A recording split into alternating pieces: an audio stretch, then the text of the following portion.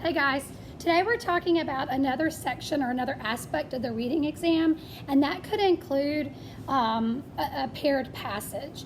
So the paired passage is, it can kind of throw people off the first time they ever see it, but the paired passage is basically when you have within the section, within a passage, two separate passages that you have to first read and understand. You want to comprehend it, but then you also want to, then they're going to ask questions that maybe compare or contrast, or both compare and contrast the two passages.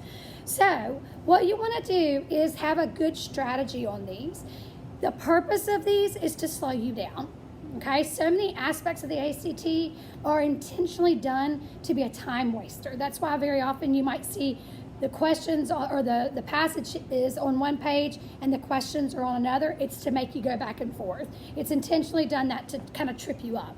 So the way that the paired passages work is, so say you're on the literary narrative section or the science reasoning or whatever. You'll have passage A, then you're going to have passage B, and then you're going to have your 10 questions, all right? So the strategy that you want to use here is that generally about 6 of those questions are simply reading comprehension. And it's just about what passage A is about and what passage B is about. But about 3 or 4 of those questions are going to be compare and contrast. And that's where you're going to have to really think about the materials in each of them, in each of the 2 different passages. But the best strategy to use in this, like for a regular paired passage section, is that you're going to read passage A first, then you're going to answer, go to the questions, and you're going to answer all the questions that are on passage A. Then go read passage B, and then read all of the rest of the questions, answer all the rest of the questions. Okay, so the idea here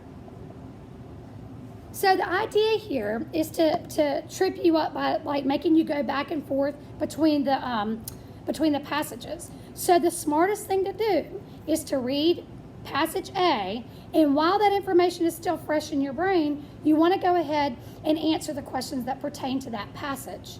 Then go back and read passage B, and then answer all the rest of the questions. Because the first questions that come up about passage B will just be simply comparison generally. And then when you get to the compare and contrast, you'll just go on to those because you will have read both sections, okay? They may not be in that exact order, but if you are looking at the questions, you'll see that which questions are going to be about passage A and which ones are going to be about passage B. And make sure you read that blurb at the beginning of it, because very often there could be an answer to a question in that blurb. So make sure you read that beginning blurb. Always make sure you read that beginning blurb, not the instructions, that blurb. And that will give you some general information, and it can help you kind of see the big picture. So paired passages, simple concept. Read passage A, answer the questions on passage A, read passage B, and answer all the rest of the questions. Okay, that's it.